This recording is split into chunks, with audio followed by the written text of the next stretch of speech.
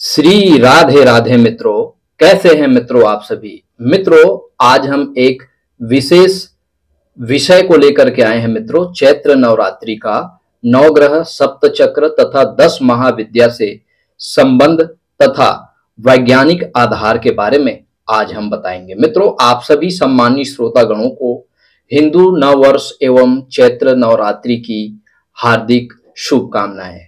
देवी मंत्र से मित्रों आज का सेशन का हम शुरुआत करेंगे। ओम या देवी सर्वभूतेषु शक्ति रूपेण संस्थिता नमस्तस्यै नमस्तस्यै नमस्तस्यै नमो नमः। एक बार पुनः आप सभी सम्मानित श्रोतागणों का बहुत बहुत हार्दिक अभिनंदन। मित्रों, चैत्र नवरात्रि 30 अप्रैल 2025 से आरंभ हो रही है और इनका समापन 7 अप्रैल 2025 को होगी। मित्रों, चैत्र नवरात्रि को हिंदू नववर्ष के नाम से भी जाना जाता है मित्रों, और बहुत सारे वातावरणीय दशाओं के आधार पर, वैज्ञानिक आधार पर इसे प्रमाणित किया जा चुका है मित्रों कि हिंदू नववर्ष में चैत्र माह जो होता है वो सबसे उचित होता है मित्रों। ये हमारे सनातनी धर्मशास्त्र के अनुसार नववर्ष का प्रारंभ जो है वो चैत्र शुक्ल पक्ष की प्रतिपदा को मानी जाती है। जी हाँ मित्रों, वर्ष में 4 बार मौसम में बदलाव होता है। जी हाँ मित्रों, जिसमें से 2 प्रमुख होता है। एक मार्च अप्रैल महीना में चैत्र नवरात्रि के रूप में, इसे हम संगम ऋतु कहते हैं मित्रों, और दूसरा सितंबर अक्टूबर माह में ये जो है शारदीय नवरात्रि के रूप में मनाए जाते हैं मित्रों, ये बड़ा जो संधि काल होता है, जी हाँ मित्रों, एक जो मार्च महीने में आती है और दूसरा सितंबर माह में आता है। दोनों में मौसम में बदलाव और परिवर्तन होते हैं मित्रों, और अनेक ग्रह जो है वो प्रतिकूल स्थिति में होने की वजह से अशुभ प्रभाव देना प्रारंभ कर देते हैं। उनकी शुभता कम हो जाती है। वातावरण में अनेक प्रकार के रोगाणु, कीटाणु, बैक्टीरिया, वायरस उत्पन्न हो जाते हैं मित्रों, और जो हमारे शरीर को रोग पैदा करते हैं। जी हाँ मित्रों, इसी क्रम में हमारे सनातनी हिंदू धर्म में कोई भी बड़ा पर्व या कोई भी बड़ा अनुष्ठान इन्हीं रोगों से बचने के लिए, इन महामारियों से लड़ने के लिए हमारे सनातन हिंदू धर्म में ये विधान बनाए गए हैं मित्रों। उन महामारी, उन कष्टों को, उन रोगों को दूर करने के लिए हमारे सनातनी धर्मशास्त्र में यह व्यवस्था है कि किसी बड़े महापर्व का आयोजन किया जाता है, और ये बड़े महापर्व जो होता है मित्रों, इन्हीं जो क्रूर ग्रहों की या प्रतिकूल ग्रहों को अनुकूल बनाने के लिए ये साधना की जाती है। और इसी साधना के क्रम में 4 नवरात्रि वर्ष में आती है मित्रों, जिसमें से 2 गुप्त नवरात्रि, एक शारदीय नवरात्रि और एक चैत्र नवरात्रि। जी हाँ मित्रों, मौसम परिवर्तन होने के कारण अनेक रोगाणु कीटाणु से बचने के लिए इस नवरात्रि के 9 दिन में देवी साधना की जाती है। जी हाँ मित्रों, हमारे कुंडली में 9 ग्रहों का संबंध 9 देवियों से है मित्रों। 9 ग्रहों का संबंध हमारे सप्त चक्रों से है, मूलाधार से लेकर के सहस्त्रार चक्र तक। जी हाँ मित्रों, और 9 ग्रहों का संबंध ही 10 महाविद्या से है मित्रों। आइए मित्रों, आज के सेशन में हम 9 ग्रह, सप्त चक्र, 10 महाविद्या और 9 दुर्गा के महत्व के बारे में आज हम आपको बताएंगे। जी हाँ मित्रों, इसका वैज्ञानिक कारण यही है मित्रों कि ऋतु में जब बदलाव आता है, संगम ऋतु के समय, तो कोई बड़ा पर्व, कोई बड़ा अनुष्ठान का आयोजन हमारे हिंदू धर्मशास्त्र में हमें देखने को मिलता है मित्रों। हमारे विद्वान ऋषि मुनियों ने ये विधाएं जो है वो जन कल्याणार्थ जो है वो बनाई है। जी हाँ मित्रों, तो इन विशेष अनुष्ठान और इस विशेष पर्व जिसको हम नवरात्रि का पर्व कहते हैं मित्रों, इन 9 दिनों में मां दुर्गा के 9 स्वरूप की साधना की जाती है। जी हाँ मित्रों, और इन साधनाओं में प्रत्येक ग्रहों का प्रतिनिधित्व होता है मित्रों। 9 ग्रह की पूजा करके, 10 महाविद्या की पूजा करके हम 9 ग्रहों को प्रसन्न कर सकते हैं तथा हमारे जो सप्त चक्र होते हैं उनको हम बैलेंस कर सकते हैं मित्रों। प्रथम दिन जो है वो शैलपुत्री माता की पूजा की जाती है मित्रों, और 9 ग्रहों में भगवान शनिदेव का इसे कारक माना जाता है। जी हाँ मित्रों, और हमारे शरीर के मूलाधार चक्र जो है वो इससे नियंत्रित होती है मित्रों, और 10 महाविद्या में मां काली की पूजा की जाती है। जी हाँ मित्रों, जब शनिदेव का बुरा फल अगर किसी जातक की कुंडली में प्राप्त हो रहे हैं मित्रों, तो मां शैल देवी की पूजा करके तथा मां काली की आराधना करके 10 महाविद्या में हम अपने शनि ग्रह की इस पीड़ा से हम मुक्ति पा सकते हैं मित्रों। साथ ही साथ हमारे मूलाधार चक्र में भी यदि किसी प्रकार का नेगेटिव एनर्जी आ गई है, मूलाधार चक्र जागृत नहीं हो रहा है मित्रों, उस कंडीशन में भी मां शैलपुत्री और मां काली की पूजा करके और शनिदेव के अशुभ प्रभावों को, क्योंकि मूलाधार चक्र का संबंध शनिदेव से भी है मित्रों, क्योंकि जब भी हम कोई साधना करते हैं तो जब तक हमारे कर्मों में पवित्रता नहीं होगी, हमारे भाव में पवित्रता नहीं होगी, तब तक हमारे मूलाधार चक्र जो है वो जागृत नहीं होंगे। और मूलाधार जो चक्र होता है मित्रों, वो हमारे गुदा द्वार के अंदर जो है ये मौजूद होते हैं मित्रों, और जब तक ये एक्टिव नहीं होंगे, और इसके अंदर 3 नाड़ियां होती है, इड़ा, पिंगला और सुषुम्ना। इड़ा हमारे वाहिनी नाड़ी होती है, पीड़ा जो है इड़ा बाईं नाड़ी होती है मित्रों, और पिंगला जो है वो दाहिनी नाड़ी होती है जो सूर्य को रिप्रेजेंट करता है, इड़ा चंद्र को रिप्रेजेंट करता है, और सुषुम्ना जो नाड़ी होती है मित्रों, वो नाड़ी जो है वो हमारे मूलाधार चक्र से सहस्त्रार चक्र के द्वारा जो है वो ऊपर जो है वो ऊर्ध्वाधर बढ़ते रहती है। और इसी इड़ा पिंगला नाड़ी जब एक दूसरे को इंटरसेप्ट करते हैं मित्रों, तो उन्हीं एक जो गठान या ग्रंथि जैसी संरचना बनती है, उसी को ही हम सप्त चक्र के नाम से जानते हैं मित्रों। और इसी सप्त चक्र में हमारे जो अंतःस्रावी ग्रंथियां होती है मित्रों, उन सभी अंतःस्रावी ग्रंथियों के भी ये कारक होते हैं जो हमारे शरीर को बैलेंस करते हैं, हमारे शरीर को नियंत्रित करते हैं मित्रों। इस तरह से मित्रों नवरात्रि के ये जो वर्ष में 4 बार नवरात्रि आती है मित्रों, उनका मूल उद्देश्य हमारे विद्वान ऋषि मुनियों ने बताया है कि हमारे शरीर की इन्हीं चक्रों को बैलेंस करने के लिए, हमारे शरीर के अंतःस्रावी ग्रंथियों को नियंत्रित करने के लिए, बैलेंस करने के लिए विशेष रूप से 9 दुर्गा और 10 महाविद्या की देवी का पूजा किया जाता है, जिनके वजह से 9 ग्रह भी अपने अशुभ प्रभाव जो है वो कम कर देते हैं और शुभ प्रभाव देना प्रारंभ कर देते हैं, जिसके कारण हम किसी बड़े समस्या से मुक्त हो जाते हैं, कोई बड़ा रोग से हमें निवृत्ति मिल जाती है, हमें मानसिक शांति मिलती है, हमारा हृदय पवित्र हो जाता है, परमात्मा में हमारी भक्ति जो है वो अटूट हो जाती है, हमारा आध्यात्मिक विकास होना प्रारंभ हो जाता है मित्रों। जो हमारे सनातनी हिंदू धर्म शास्त्र का सबसे बड़ा उद्देश्य है कि हम सभी सनातनियों को आध्यात्मिक हो करके काम करना है मित्रों, ताकि उस काम का प्रभावशीलता पूरी दुनिया पर पड़ सके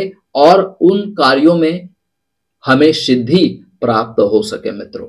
जी हाँ मित्रों दूसरा जो है वो ब्रह्मचारिणी है मित्रों। नवरात्रि का दूसरा दिन जो है द्वितीय तिथि, इसे हम गुरु ग्रह को रिप्रेजेंट करते हैं। जी हाँ मित्रों, और मां तारा जो है गुरु ग्रह की अधिष्ठात्री देवी मानी जाती है मित्रों। गुरु ग्रह से हमें धन, सुख, समृद्धि, मान सम्मान, आध्यात्मिक उन्नति इत्यादि के लिए मां ब्रह्मचारिणी की पूजा की जाती है। गुरु ग्रह जो होते हैं वो हमारे कुंडली के 5 भाव के कारकत्व होते हैं मित्रों। ये हमारे धन भाव के, संतान भाव के, विवाह भाव के, भाग्य भाव के तथा लाभ भाव के ये कारक होते हैं। तो गुरु ग्रह सबसे महत्वपूर्ण ग्रह होता है 9 ग्रहों में, और ये हमारे मूलाधार चक्र के थोड़ा सा ऊपर जो है वो स्वादिष्ठान चक्र होता है मित्रों।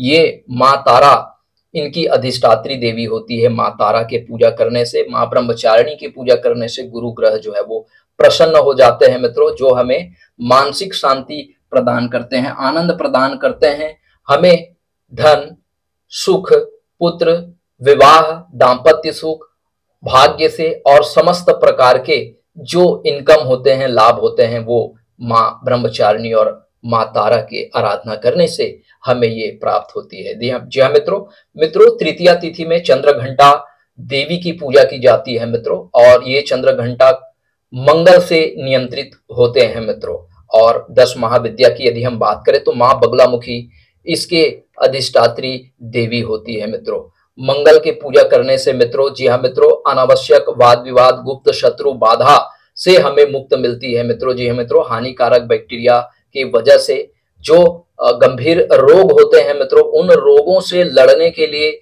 हमारे शरीर के अंदर प्रतिरक्षा प्रणाली का निर्माण करना, ये मंगल ग्रह का काम होता है मित्रों। जी हाँ मित्रों, और इनका जो संबंध होता है वो मणिपुर चक्र से होता है मित्रों। और मणिपुर चक्र जो है वो हमारे शरीर में हमें सुख और आनंद और विजय प्रदान करते हैं मित्रों। हमारे कर्म में, कोर्ट कचहरी मुकदमे के मामले में, चाहे वो चुनाव या राजनीति के मामले हो, या कोई उच्च अधिकारी से आपका कोई बड़ा काम कराना हो मित्रों, तो इस दिन माँ बगलामुखी की साधना की जाती है, पूजा की जाती है मित्रों, ताकि मंगल से संबंधित जितने भी नकारात्मक प्रभाव है, उन नकारात्मक प्रभावों से निजात मिलती है मित्रों। अद्भुत है मित्रों, माँ बगलामुखी साधक जो होता है उसके कोई भी सरकारी काम नहीं अटकते, उसके सारे शत्रु जो है वो स्वयं हार मान जाते हैं मित्रों। अगले महादेवी की बात करें मित्रों, चतुर्थी तिथि को माँ कुष्मांडा की पूजा की जाती है मित्रों।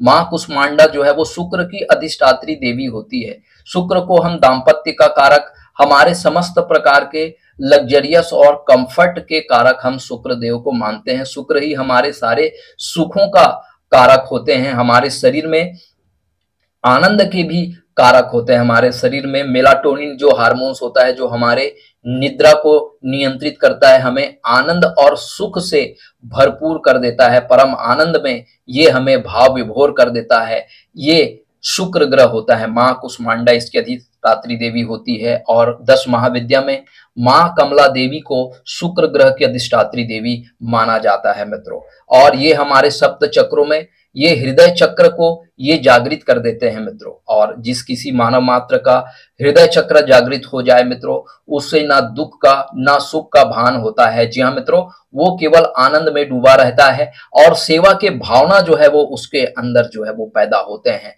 वो बहुत सेवा भावी होते हैं और हृदय के बहुत साफ हो जाते हैं। सारे मनोविकार ऐसे जातक के समाप्त हो जाते हैं। जी हाँ मित्रों, आत्मा जो है वो बहुत ज्यादा पवित्र हो जाता है और जीवन में कुछ भी करने के लिए तैयार होते हैं और बहुत समर्पित भाव से अपने हर कार्य को करते हैं मित्रों, और जीवन में सभी प्रकार की सफलताएं प्राप्त होते हैं। जी हाँ मित्रों, अगर हम पंचमी तिथि की बात करें तो पंचमी तिथि में स्कंद माता की पूजा की जाती है, जिसकी अधिष्ठात्री देवी बुध महाराज होते हैं। जी हाँ मित्रों, ये 10 महाविद्या में षोडशी या माँ त्रिपुर सुंदरी की जो है वो अधिष्ठात्री देवी होती है मित्रों। और सप्त चक्र में यदि हम बात करें तो विशुद्धि चक्र जो होते हैं हृदय चक्र के ऊपर होता है मित्रों। इसमें जातक को वाक सिद्धि मिल जाती है मित्रों। जी हाँ मित्रों, स्कंद माता की कृपा से बुध ग्रह जो है वो मजबूत हो जाते हैं। बुध ग्रह जो है वो शुभ फल प्रदान करते हैं। जातक की जो भावनाएं हैं वो बहुत अच्छे तरीके से वो दुनिया के सामने एक्सप्रेस कर सकते हैं। एक बहुत अच्छा प्रेजेंटर होता है, एक प्रस्तुतिकर्ता ऐसे जातक जो है बन जाता है। अपने वाणी के माध्यम से बड़े बड़े सभाओं को संबोधित करने वाले ऐसे जातक बन जाते हैं। जी हाँ मित्रों, ऐसे जातक कोई व्यापारी है तो अपने वाक चातुर्य से अपने व्यापार में बहुत उन्नति करते हैं मित्रों। ऐसे जातक जो बोलते हैं वो सत्य हो जाता है। वाक सिद्धि माँ सरस्वती की कृपा ऐसे जातक को प्राप्त हो जाती है मित्रों। जी हाँ मित्रों, षोडशी माँ त्रिपुर सुंदरी की पूजा करने से बुध ग्रह की नकारात्मक प्रभाव से मुक्ति मिलती है मित्रों। माता स्कंद माता की कृपा जो है वो प्राप्त होती है मित्रों। अगले षष्ठी तिथि की अधिष्ठात्री देवी माँ कात्यायनी की बात करें मित्रों, तो इसकी अधिष्ठात्री देवी सूर्य चंद्रमा, जी हाँ मित्रों, और सूर्य, और ये हमारे सप्त चक्रों में आज्ञा चक्र के कारक होते हैं। सूर्य को राजा माना जाता है मित्रों, इसलिए राजा का काम होता है आज्ञा देना या आदेश देना। जी हाँ मित्रों।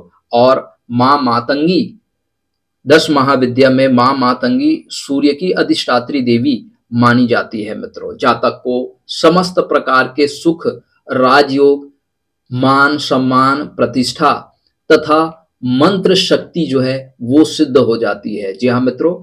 ऐसे जातक, सूर्य को हम दाहिने नेत्र का भी कारक मानते हैं। हमारी नेत्र दृष्टि जो है वो बढ़ जाती है, हमारे अंदर इंट्यूशन आना प्रारंभ हो जाता है, भविष्य की घटनाएं जो है हमें पता लगने लग जाती है, हमारा देखने का नजरिया बदल जाता है, हम सूक्ष्म तत्वों को महसूस करने लग जाते हैं मां मातंगी की कृपा से। जी हाँ मित्रों।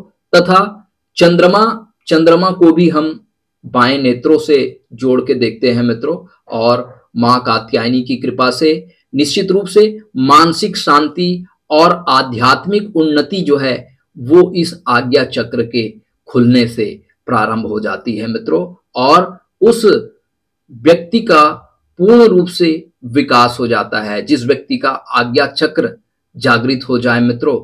जी हाँ मित्रों।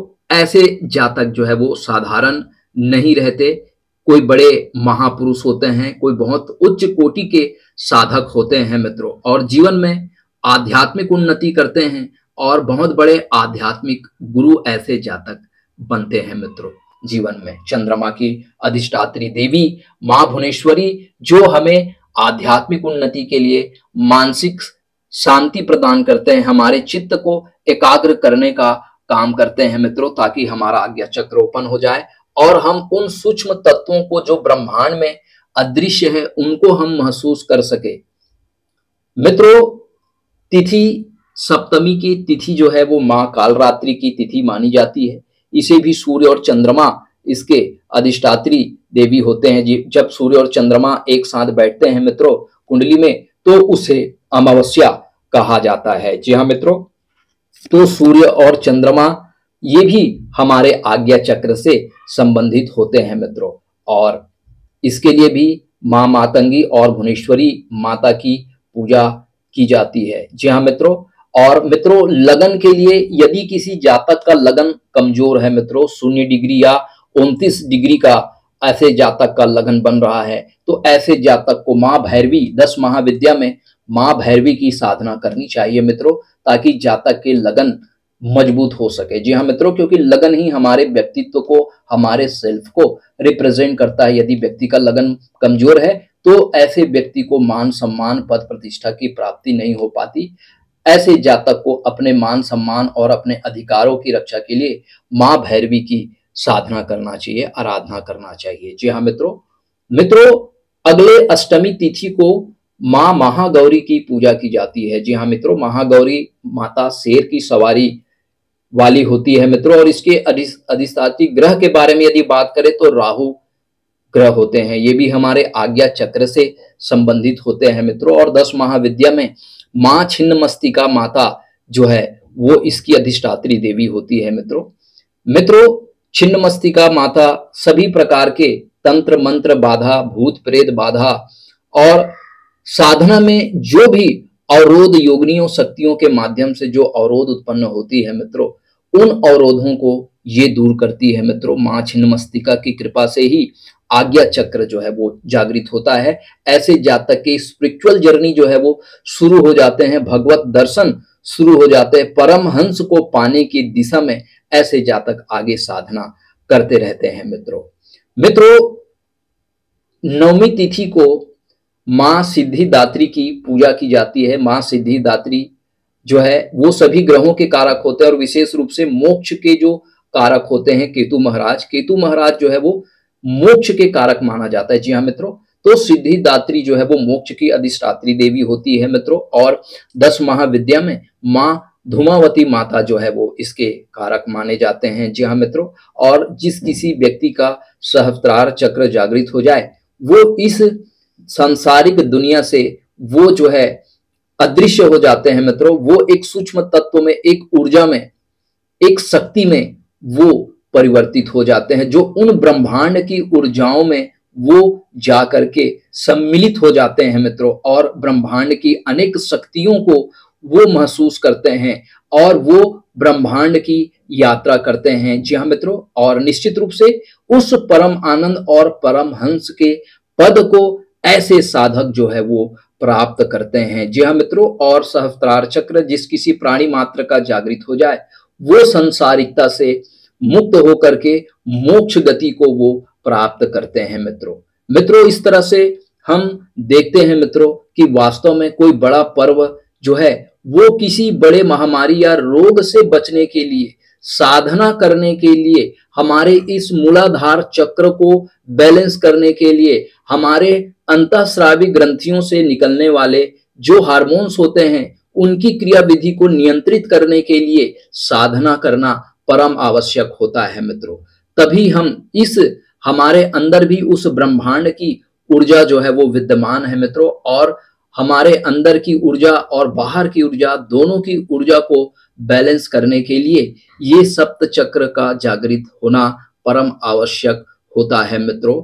और ये साधना जो है माता के आराधना से, माता की कृपा से, नव दुर्गा की कृपा से, 10 महाविद्या देवी की कृपा से ये साधना में सिद्धि प्राप्त होती है मित्रों। मित्रों, यदि हम गोचर की हम बात कर लेते हैं मित्रों, तो मोक्ष त्रिकोण भाव में, जी हाँ मित्रों, पहला 5वां 9वां धर्म त्रिकोण भाव, दूसरा 6वां 10वां अर्थ त्रिकोण भाव, और तीसरा 7वां 11वां काम त्रिकोण भाव है, तथा चौथा 8वां 12वां मोक्ष त्रिकोण भाव है। मित्रों, आपको दृष्टि गोचर हो रहे हैं कि मोक्ष त्रिकोण भाव में षष्ठ ग्रही योग बन रहे हैं। जी हाँ मित्रों, सभी ग्रह जो है वो एक दूसरे के ऊर्जा को ओवर पावर करने की कोशिश कर रहे हैं मित्रों। इसलिए भी मित्रों यह समय माता की साधना के लिए, आराधना के लिए परम आवश्यक होता है, क्योंकि अभी मल मास भी चल रहा है मित्रों।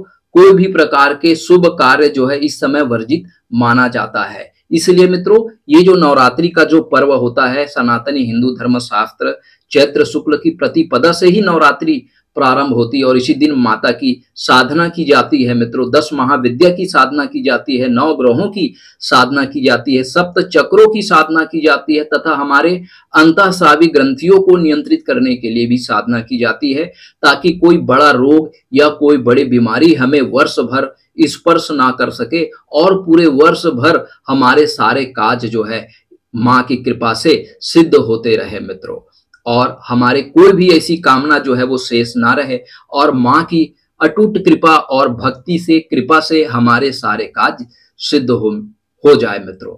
मित्रों, नौ दुर्गा माता, 10 महाविद्या की देवी आप सभी प्यारे भक्तों पर अपनी कृपा, अपनी ममता, अपनी दया, अपनी करुणा बरसाते रहे मित्रों। मित्रों, परमात्मा आपको स्वस्थ रखे, परमात्मा आपको आनंद प्रदान करे, आपको दीर्घायु प्रदान करे। इसी सुपर मंगल कामनाओं के साथ अब आपके एस्ट्रो फ्रेंड को इजाजत दीजिए मित्रों। मित्रों, यदि हमारा यह प्रयास आपको पसंद आता है मित्रों, हमारे चैनल को लाइक करिए, शेयर करिए, सब्सक्राइब करिए मित्रों। मित्रों, यदि आप भी अपने जीवन के किसी भी एस्पेक्ट को लेकर के परेशान है मित्रों, तो आपको बिल्कुल भी परेशान होने की जरूरत नहीं है मित्रों। अगर आप अपना कुंडली एनालिसिस कराना चाहते हैं मित्रों, तो हमारे एस्ट्रो डिवाइन लाइट से आप सीधा संपर्क कर आप अपना कुंडली एनालिसिस करा सकते हैं मित्रों। परमात्मा आपकी मनोकामना पूर्ण करे। इसी सुपर मंगल कामनाओं के साथ अब आपके एस्ट्रो फ्रेंड को इजाजत दीजिए मित्रों। प्रणाम, जय माता दी। चैत्र नवरात्रि पर्व की आप सभी सम्मानित श्रोता गणों को बहुत बहुत हार्दिक शुभकामनाएं। प्रणाम, नमस्कार।